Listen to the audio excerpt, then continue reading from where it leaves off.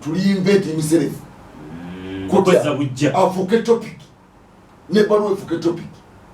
nti kubanga nayogera mu bukyamu ng'anenya nti president abadde abimanyi Museveni okufena dda abimanyi era obuyobadde buli wamu obayogera ku Museveni ku byobufuzi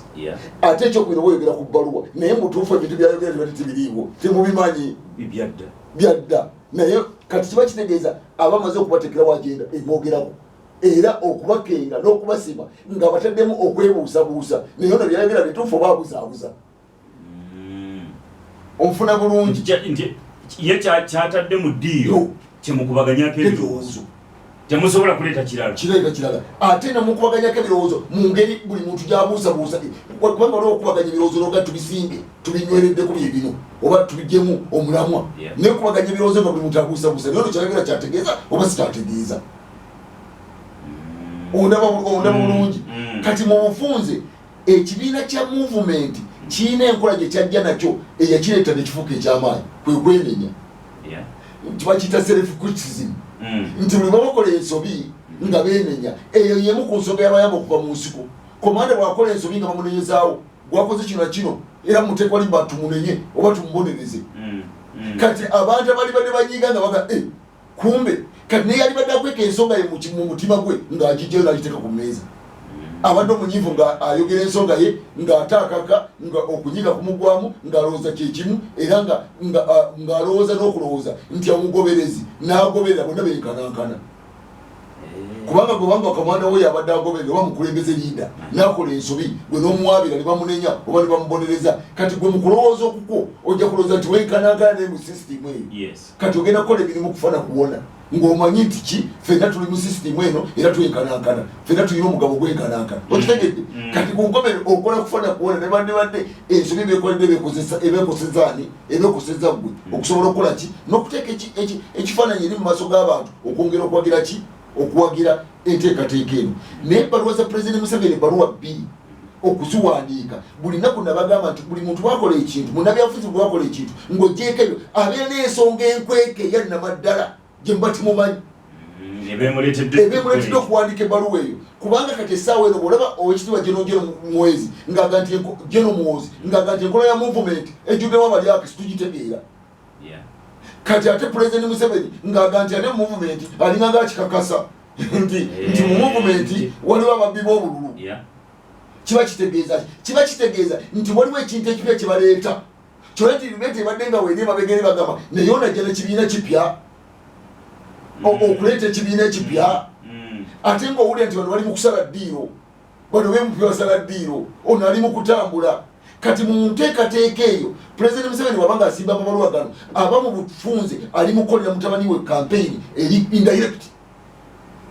nti kubanga atandise okulaga nti mutabani we byayogera bituufu ekyatuleeta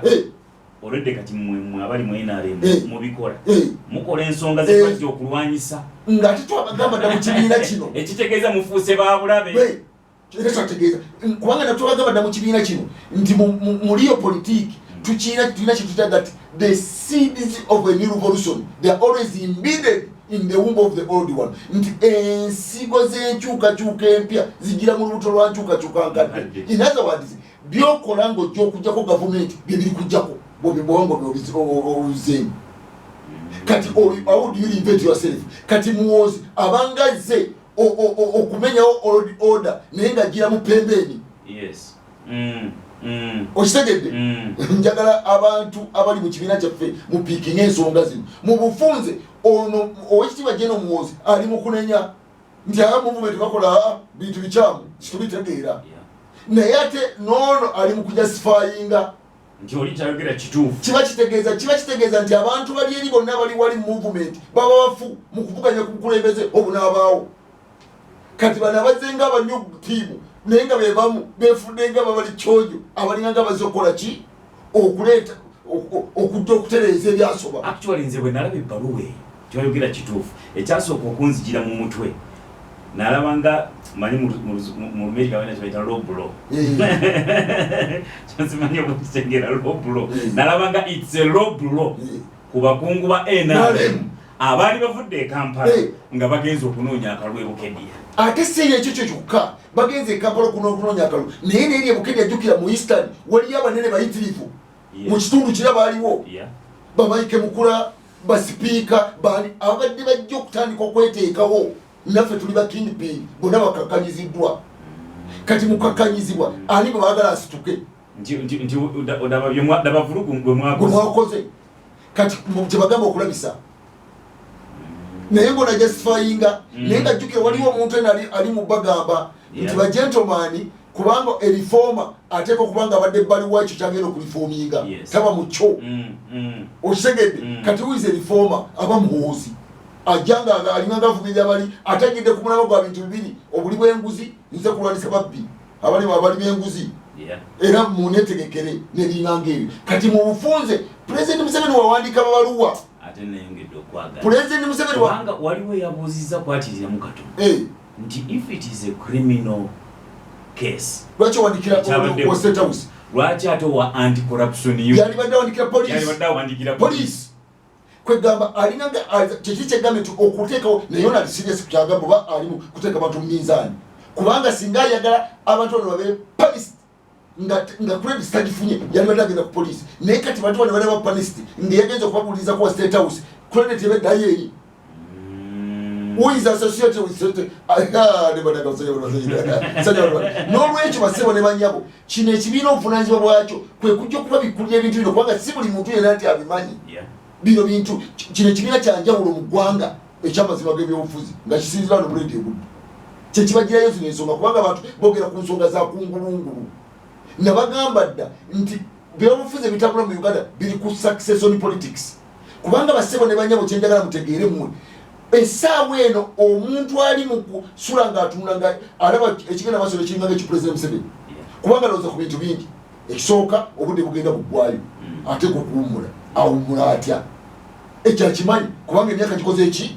emyaka gigenda kati bwe mbampumula ani ajja naye ajja atya muyinako influence okitegeera kati bwe mba muyina ateeka kubanga afaanana atya agenda kwanganga bantu bano atya nze muyamba ntya indirectly bani abalinayikire okufuuka enkonge kyekiri kye nabagamba nti movement wano mu Buganda yakuba abantu baayo ng'ekozesa nuupu ng'ate nuupu nayo yaayo ng'ate nekozesa nuupu okuba abantu ba Buganda abakulembeze ab'ensa kubanga bamanya ensita negenda kubeera wano ate ne nuupu naye negikozesa okusula mu yo abakulembeze ab'ensa neleeta bakajajjatta abatalina busobozi era kyogera nti essaawa eno abanuupu bagambye nti abaka ba palamenti bona abanuupu bagenda kwegatta ku MK Kabaka yakyogedde era mwalabi ab'entenjeru baali bona bagenda kweyiwa wali naye nga mu butuufu baali baabwe kubanga nuupu originali be bagiteekawo nayogera dda katana katageza okwogera katana ani ayogera naga nti President Museveni alisomesa katana okuva ewaabwe Kirula amutwale mwava Duda ng'amuleeta nti ambe bwawali namuggyeko okwo kuba kubuzaabuza zino nsonga kuli zalaizinga olwaleero kino ekibiina kyazogera dda myaka byamabeka naleeta ensonga eri fundamental kati n'olwekyo bino byonna President baluwa gezino zakola indirectly kubanga olaba nti baluwa zikira kumukumu naye olaba ate muwoza consolidatinga abameka ba palamenti basala ddiiro kati eggulu ekiro yamaze okutongoza akaba komisona abagenda okukola ku disciplinary action mu MK kati batolaba bigenda maaso nti bano bali ku sipiidi y'amaanyi nnyo ate mukaka agambye nti owekitiibwa Bobi Wine ali mu kulyawulamu ali mu kwejalabya esente zaaliko bamuwa obumbi 5.9 miliyoni buli mwaka baguze ebizimbe bagaggawa ne bavunze tebali bagera ku baga tewali activity yonna egenda mu maaso bamubuuza ki ekigenda mu maaso bano bakuwamba dda struggle tekyaliwo gyegenda kiki ekigenda mu maaso abagala okuleeta ekyukakyuka bali ku ki kati n'olwekyo mu bufunze kino kibayita managing succession kyekiri kye nabaga nti okitiibwa President Museveni succession politics amuli mu ngalo ze is the one who is managing the succession yali mu kumanaginga naye alijja mu bigere byange kyola luli nali bagamba wano ng'abaga nti owekitiibwa President yagenze ekyankwazi n'agamba bano tibalimu ate nga maze okuga nti bano batuufu ng'alina beewuwe ng'ate bakubira paasi olaba nga byakola abeerulira kkubo n'olwekyo ekyo kyetulina okusooka okutegeera why kubanga President Museveni ndowooza ye n'ebirugendwa bye n'ebintu byonna alina obukakafu okumukakasa nti agenda kuba mutebenkevu mutabaniwe tewali muntu mulala kati olw'okuba nti ye mutabaniwe gw'alinamu obukakafu ate ng'emyaka gigenda giwuba akatambaala alina okumuteekateeka okulabika nga bano bonna baali badde bali mu movement kubanga liba kubaka ba parliament nga bagala kutwala babaka banabulujega nekati batandise nokuba abalabikanga they would be potential leaders abali ku top ne batandise okubwa omufuna bulungi kati kisawa kisigala mwani ojja kusigala nga kirwa jero mwezi asigale mukisawa yika muteekateke kola ki etambula kubanga buli wantu wale bamaneginzeewo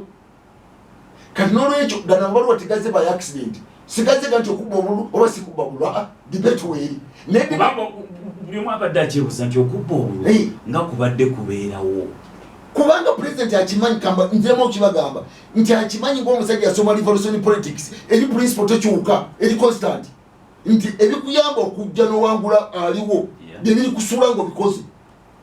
okitegedde kati bino ebibadde by'envuye byati abategeera nti atesene time bijja kuleeta kanyamberege naye ani aliwo waliwo no pembeni yali mbyogera kati bebikola bikyamu sibitegeera abalabaga ye ate omwana akulidde mu state house owa movement wakyayo onerize reforma ajja okuteeka engoma mu magezi ag'ekitalo naye nga golina ngatalaba ngaolaba ngatamulaba naye nga byebyogera bikola ki bireeka ye kubanga ye akulitisazinga system ngate balioza ti aliyogera ekigambo kyonna kati mu criticizing system it becomes an alternative to that system